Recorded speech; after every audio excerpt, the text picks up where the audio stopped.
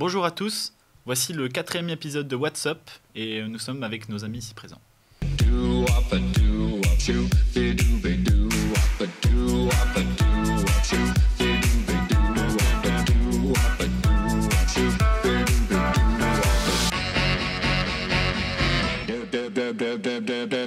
Bienvenue dans What's Up se fait le poste. Mathis vient de vous le dire, on est en bonne compagnie aujourd'hui. Tu vas peut-être nous présenter justement les copains qui sont avec toi aujourd'hui, Mathis. Oui, bonjour. Donc déjà on a Ninon à côté, Ryan et Rosalie ici présentes. Voilà.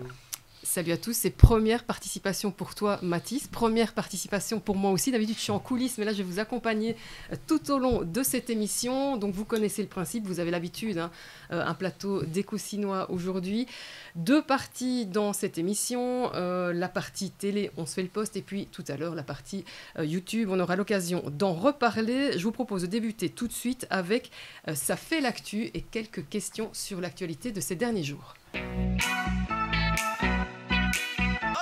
Ça fait l'actu. Et ce qui a fait l'actu ces derniers temps, eh bien, c'est une télé-réalité. Retourne d'où tu viens. Est-ce que vous en avez entendu parler? C'est un programme qui a été diffusé, qui est diffusé même sur une chaîne anglaise, Channel 4. Retourne d'où tu viens. C'est son nom. Est-ce que ça vous dit quelque chose? Ça me dit rien du tout, moi. Moi non plus. Non? Moi non plus. Donc en fait, c'est un nouveau concept de télé-réalité qui vient d'Australie à la base. Il y a 6 candidats qui sont envoyés en Syrie et en Somalie avec pour défi de revenir en Grande-Bretagne par les mêmes moyens que les demandeurs d'asile. Donc c'est un concept un peu particulier, ça crée la polémique évidemment. Il y a 6 candidats qui sont en lice et qui vont comme ça un peu découvrir les réalités dans les pays qu'ils découvrent, donc des pays en guerre avec pas mal de dégâts autour d'eux.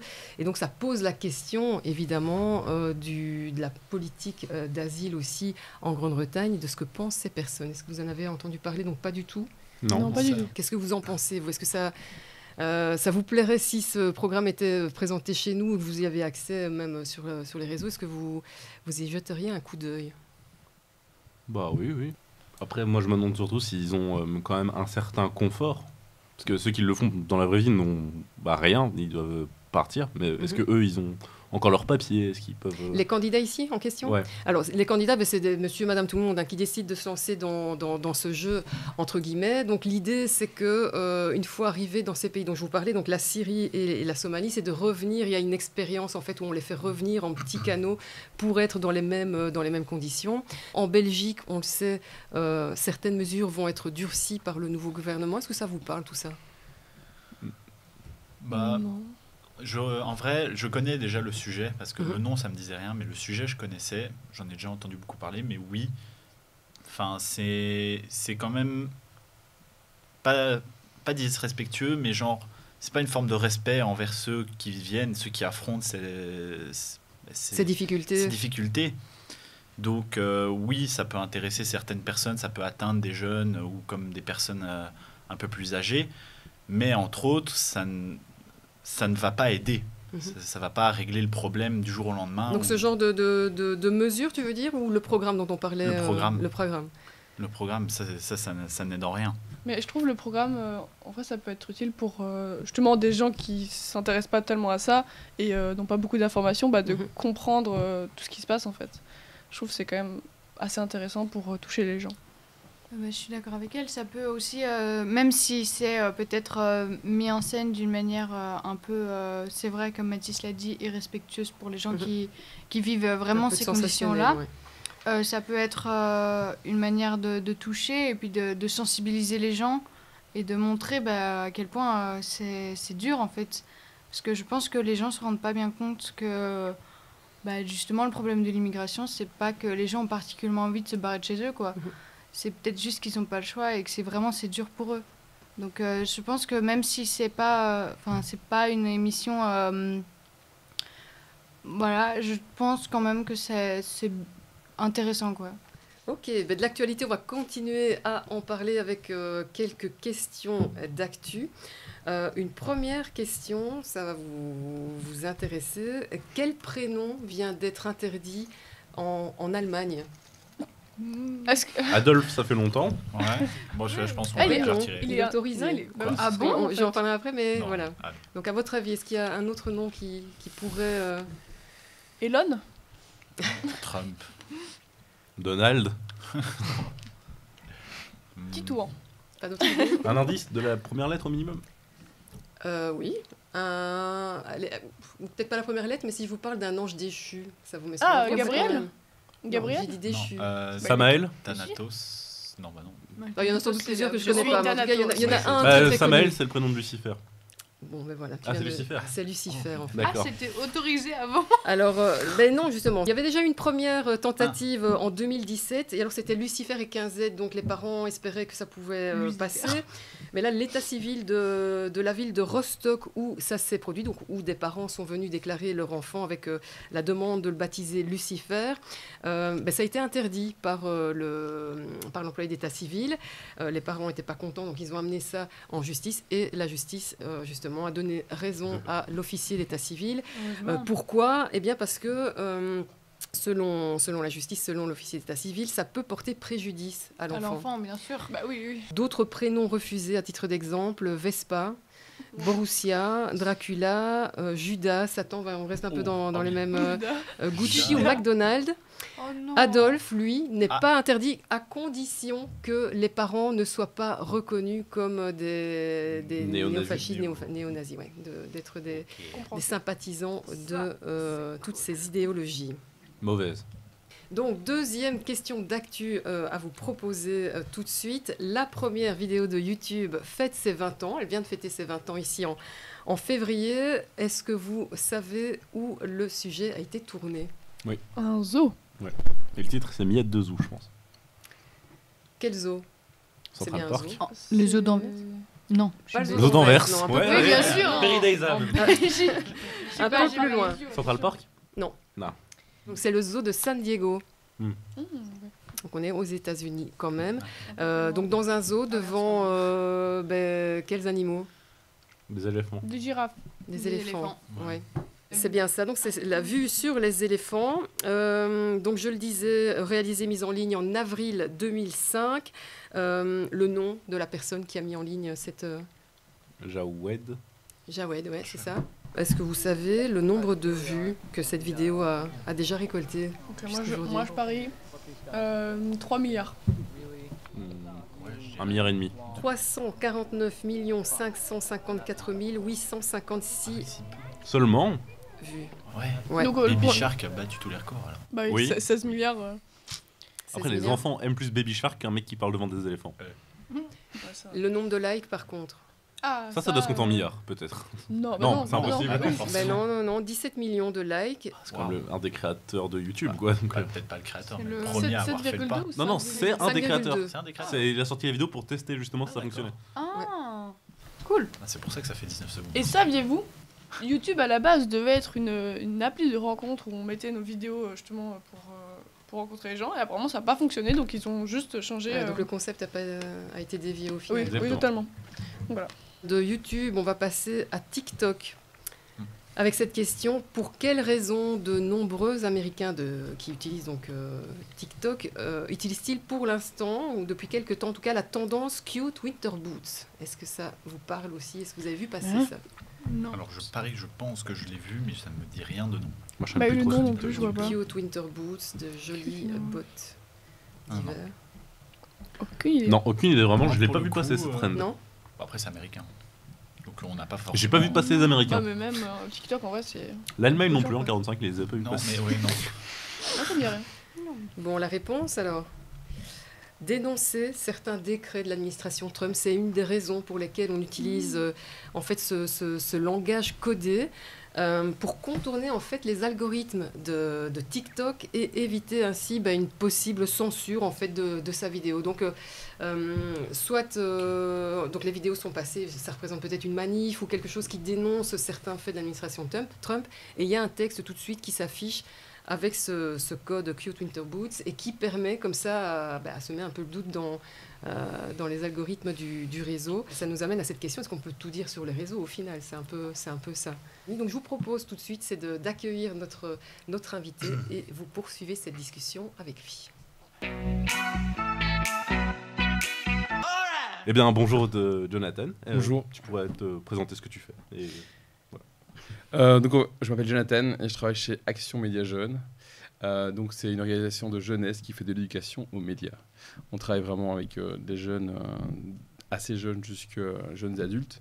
Et vraiment, on essaie de faire en sorte que tous les jeunes puissent réaliser des médias et comprendre les médias et d'avoir un avis critique et pouvoir développer cet avis critique et même l'utiliser pour s'exprimer. Je vois que c'est ce que vous faites autour de cette table et donc c'est trop bien. On est trop ravis d'être ici, de pouvoir participer à cette émission.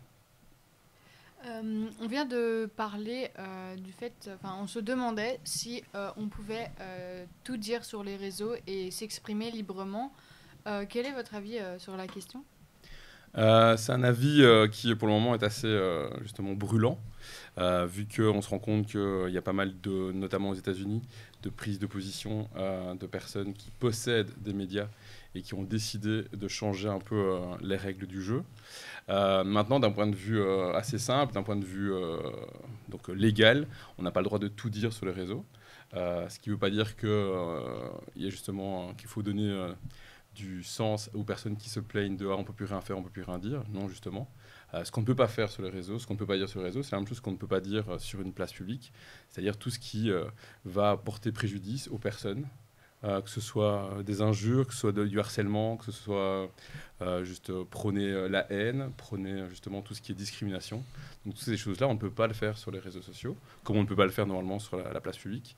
Et justement, c'est là que les choses deviennent un peu tendues pour le moment, parce que justement, il y a des personnes qui, pendant très longtemps, ont accepté qu'il y ait des modérateurs et des modératrices qui soient là pour justement expliquer et filtrer un petit peu ce qui est dit pour pas que tout puisse passer, notamment sur X, enfin, on connaissait un peu anciennement Twitter, et que maintenant, depuis très, très peu de temps, il y a certaines personnes, notamment Elon Musk, Mark Zuckerberg et d'autres personnes qui ont décidé de ne plus modérer forcément tous les contenus, en tout cas par des personnes qui auraient des idées plutôt bienveillantes et que ces personnes appellent des wokistes. Et donc de plus modérer de cette façon-là et de pouvoir laisser libre cours à tout ce qui peut être dit, de pouvoir parler librement sous le couvert de la liberté d'expression, qui n'est pas vraiment dans ce cas-là une liberté d'expression. Mais vous en pensez quoi ? Moi, même en étant modéré, il y a certains réseaux comme X qui étaient déjà à la limite. C'était parfois un peu trop violent, ouais, on va dire. Mais retirer toute modération, ça, je trouve que c'est un peu exagéré quand même. Parce qu'il y a des choses qu'on peut vraiment pas dire et ça va permettre à plein de gens de dire leurs idées qui sont pas spécialement bonnes. Donc voilà, moi je suis pas trop d'accord.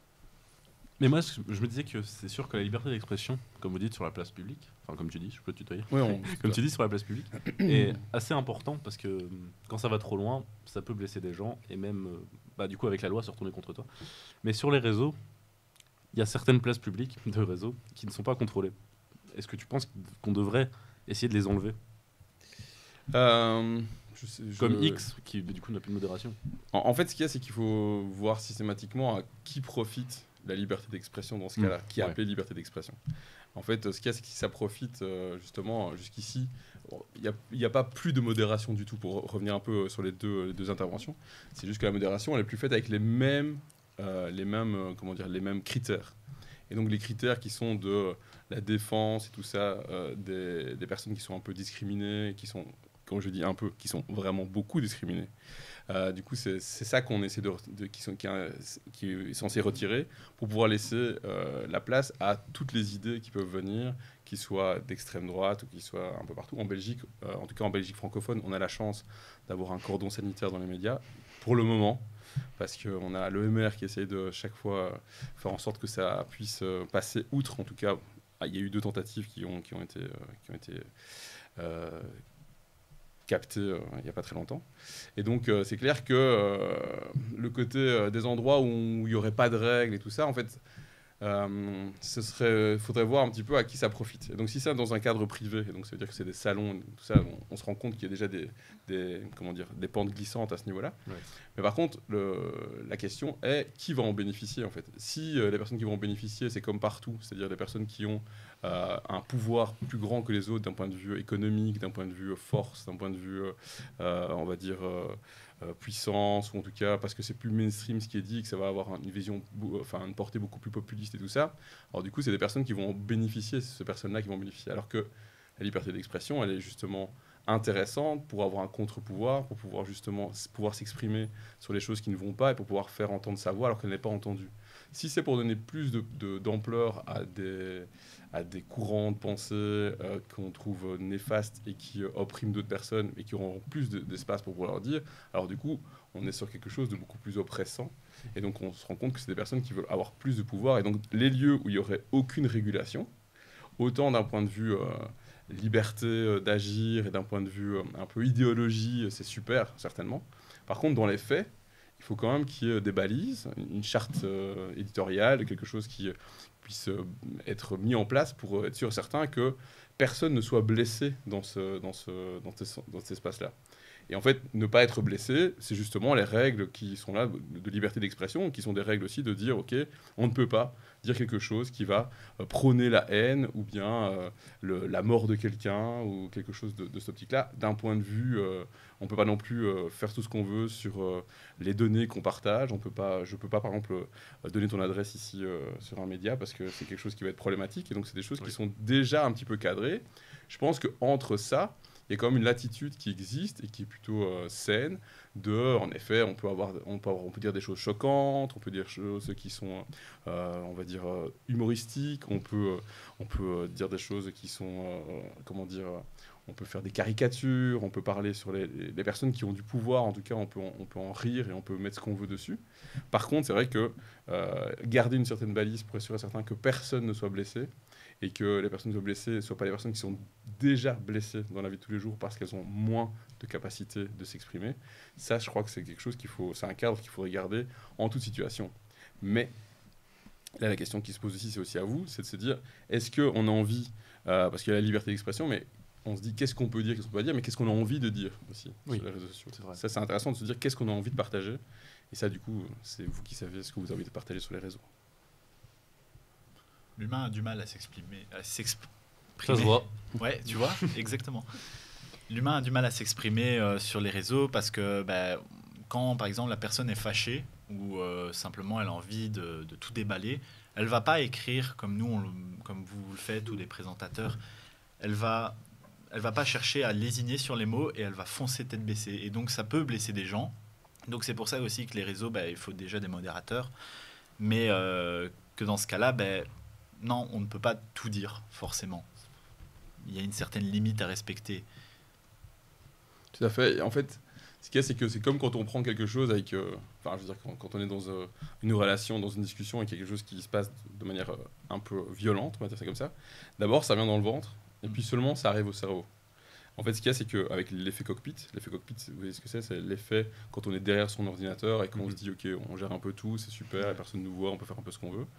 On peut de troller à justement à avoir des positions qui sont problématiques à plus long terme. En fait, quand on est dans cet état-là, souvent la question, et c'est ça, le fait d'être critique, c'est pouvoir prendre un pas de recul, analyser un peu la situation, réfléchir, un peu digérer, et puis permettre de pouvoir réagir. Là, dans ce cas-ci, la plupart des personnes réagissent directement de manière pathétique, je veux dire avec le pathos, quoi. Et c'est-à-dire vraiment de pouvoir dire directement ce qu'on a sur le bide et pouvoir se lâcher de manière totalement libérée. Justement, c'est ce que souhaitent plusieurs réseaux sociaux maintenant, de pouvoir libérer et pouvoir faire en sorte que les personnes se sentent à l'aise pour pouvoir déverser tout ce qui sortirait dans un premier temps. C'est-à-dire faire en sorte que les personnes restent le plus longtemps sur les réseaux sociaux, parce qu'il ne faut pas oublier non plus que le but derrière là n'est pas de créer un média, c'est de surtout faire en sorte que les personnes restent le plus longtemps sur ces réseaux sociaux et donc se sentent assez bien pour. Et donc les personnes qui se diraient en fait je peux tout dire maintenant sur X, c'est super, je dois plus réfléchir et tout ça, en fait ont vraiment raison de pouvoir rester le plus longtemps là-dessus. Et donc ça, d'un point de vue financier, c'est intéressant aussi. Et donc il faut voir aussi l'économie d'attention qu'il y a derrière, le fait de pouvoir rester dessus. Et donc comme tu dis, la première chose qu'on va faire, c'est d'avoir une réaction qui est, je veux dire, viscérale, et de pouvoir balancer tout ce qu'on veut dire. Après n'importe quel post, on peut se rendre compte qu'après quelques commentaires, on arrive vraiment vers un côté dichotomique entre maintenant ce que la plupart des personnes de droite appellent le wokisme, et de l'autre côté, on est directement sur des choses qui sont populistes, c'est-à-dire on parle donc de racisme, de sexisme et tout ça directement. Et donc c'est parce que ça fait vraiment appel à la peur et l'envie de pouvoir déverser directement son avis, que cette fois-ci, on a l'impression qu'il est important et qu'il va apporter quelque chose de débat, alors que finalement, c'est que redire la même chose systématiquement, et c'est des messages à la haine, et ça, c'est interdit sur les réseaux sociaux, et ça devrait le rester. Mais la censure, c'est pas vraiment une censure, c'est plus maintenant il y avait des modérateurs, mais vu qu'ils les ont enlevés, s'ils les enlèvent tous et qu'il n'y a plus de modération, je pense pas qu'il va y avoir une montée des extrêmes, que ça soit d'un côté ou de l'autre, et du coup ça va être encore pire. Du coup, c'est ça, le concept, c'est c'est pas qu'il n'y en ait plus, c'est que les modérateurs et les modératrices qui vont être là vont avoir d'autres visions de la chose, d'autres stratégies et d'autres biais. Okay. Et donc les biais, ce ne seront pas forcément les mêmes, et donc c'est ça qui veut être changé, avec quelque chose de beaucoup moins, selon ces personnes woke, avec beaucoup moins de défense des personnes qui ont besoin d'être défendues, en tout cas sur cet espace-là, parce que justement, c'est important. Et donc, la question qui se pose, c'est la censure, elle vient à partir du moment où les personnes n'ont plus la possibilité de s'exprimer sur des choses qui leur semblent importantes d'un point de vue aussi collectif, en fait. Ne pas pouvoir dire quelque chose sur le gouvernement, ne pas pouvoir dire quelque chose sur l'endroit où tu travailles ou sur l'école dans laquelle tu es. En fait, c'est une censure parce qu'en fait, ça opprime l'expression des personnes qui sont déjà bloquées dans un système. En fait, dans ce cas-ci, c'est pas vraiment une censure, c'est plutôt, je veux dire, à partir du moment où tu vas faire un appel à la haine sur les réseaux sociaux, c'est pas vraiment le fait que tu le penses qui va du coup être, tu es censuré dans le fait que tu peux pas inviter d'autres personnes à avoir, je sais pas moi, un comportement haineux envers quelqu'un d'autre, je veux dire. Oui. Donc c'est pas vraiment une censure d'un point de vue personnel sur ta pensée, c'est une censure d'un point de vue, on ne veut pas que ça puisse porter préjudice à des personnes en particulier. Donc la censure, du coup, c'est le fait de pouvoir critiquer le pouvoir, entre guillemets, et critiquer l'institution, le système et tout ça. Donc à partir du moment où tu n'en as plus accès à ça, du coup, ça, c'est une censure. Si tu peux plus critiquer les méfaits de la police et la violence policière, ça, c'est une censure. Parce qu'en fait, il se passe un fait existant et tu n'es pas capable, ou plus personne ne peut en parler. Ça, c'est une censure. Le fait de pouvoir modérer des contenus qui pourraient poser problème parce qu'ils sont jetés sur la place publique, là, on n'est pas sur de la censure. Là, on est vraiment sur le fait d'essayer d'avoir une liberté, entre guillemets, d'expression, une liberté de haïr, liberté de s'exprimer sans réfléchir, liberté, tout ça, sans qu'il y ait quelqu'un derrière ou quelqu'une derrière qui puisse justement essayer de faire en sorte que ce soit acceptable et que ce soit, en tout cas, pas problématique et dans le cadre qu'on se serait fixé ensemble. Eh bien, merci beaucoup pour toutes ces explications. Je suis très contente que vous soyez là, genre que tu sois là. Merci. Et on se retrouve pour la suite. Donc maintenant, la suite. Merci beaucoup pour l'accueil que vous avez réservé à notre invité. Donc ce vaste débat sur la liberté d'expression sur les réseaux. Et en parlant de réseaux, on va voir si vous avez été attentif justement à ce qui a circulé ces derniers jours avec les fake news. Et on va commencer tout de suite avec la première fake news, la Joconde. Emmanuel Macron va reprendre la Joconde pour financer les travaux du musée du Louvre. Vrai ou fausse info? Elle va la revendre. Revendre. Alors déjà, celle qui est au Louvre, c'est une fausse. Ouais. Mais Mais bon. le vrai est pas loin. Mais Oui, voilà, je donc sais, l'idée, mais- c'est de revendre pour financer donc les travaux du Louvre. Vrai ou faux? Bah oui, comme ça le Louvre perdra de sa valeur en tant que musée de ne pas avoir la Joconde. Non, moi je pense En que c'est fait, faux. Non, c'est pas faux. J'hésite entre vrai et faux parce que c'est totalement vrai vu ce que Macron fait en ce moment. Mhm. Mais je me dis la Joconde, c'est quand même pas un patrimoine, mais ça fait partie. Il demande, c'est-à-dire de. C'est-à-dire que Macron fait en ce moment. Ouais, il fait quoi? Bah, Il fait des trucs, on le sait quand Ouais, même. il fait des trucs de président. Donc en tout quoi. cas, il veut rénover le musée du Louvre. Ça, c'est clair. Donc est-ce qu'il compte vendre ou pas la Joconde? Est-ce que c'est un des un des objectifs pour financer tout ça, parce que ce sont quand même des travaux qui s'élèvent à entre 700 et 800 millions d'euros. Bon, ça va, il a le budget. Je pense qu'ils sont déjà en dette. non Vrai ou fausse info? Moi, c'est faux pour Nous moi. aussi. En fait, Ah oui, mais Vrai ou fausse info? Fausse, totalement. je dirais. J'espère. Je sais pas. N'espère dirais pas faux. croire. Faux, Je ne ok. sais pas. Fausse info, on vérifie. Et Oh là là. Ah non, c'est une IA. c'était faux. Il bigle un peu Macron là. Ouais, c'est ça. Et la Joconde, Bah, elle fait un c'est la clin d'œil. Joconde qui fait un clin d'œil. Voilà, Pied d'avenir, c'est un autre média, et donc c'était faux. Mais ce qui est vrai en tout cas, c'est que réellement les travaux doivent se faire et que la note est salée par rapport à ce que le président envisage. Par contre, une autre info qui est vraie, c'est que la Joconde pourrait être déplacée, exposée dans une autre salle, comme il y a de plus en plus de visiteurs à chaque fois. Donc ça permettrait aussi Oui, mais ça reste un sans doute déplacement. un certain confort. Alors on va passer à la deuxième fake news tout de suite. Et on va parler MMA. Vous connaissez, j'imagine. Un combattant anglais a décidé de changer de nom parce qu'il s'appelle Taylor Swift. Vrai ou faux? Oh, Ah oui, oui, ça me je dit pense quelque que chose. c'est Oui, je vrai. l'ai un vu passer truc, aussi. je pense, Ouais, oui, ouais. c'est vrai. Ça, Vrai c'est vrai. Ouais. On découvre. On va passer ça tout de suite. Et je peux vous dire que c'est vrai. Et en fait, il s'agit d'un jeune Anglais de 21 ans qui subit de nombreuses moqueries, évidemment, à chaque fois qu'on cite son nom quand il entre dans l'arène pour combattre.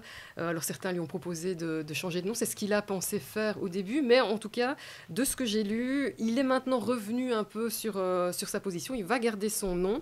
Et petite anecdote, il n'est même pas fan de la chanteuse, donc c'est un Ça peu l'excuse. dommage pour Non, lui. c'est elle qui est fan de lui, je suis sûre. À mon Ce avis, elle serait va, trop elle va bien, en ça, qu'elle entendre trouve parler, son ça nom, c'est ouais. clair. Alors, troisième fake news ou pas qu'on vous propose. À Hong Kong, un opéra s'inspire de l'attentat manqué contre Donald Trump. Vrai ou faux? Ce serait trop Un Non. opéra.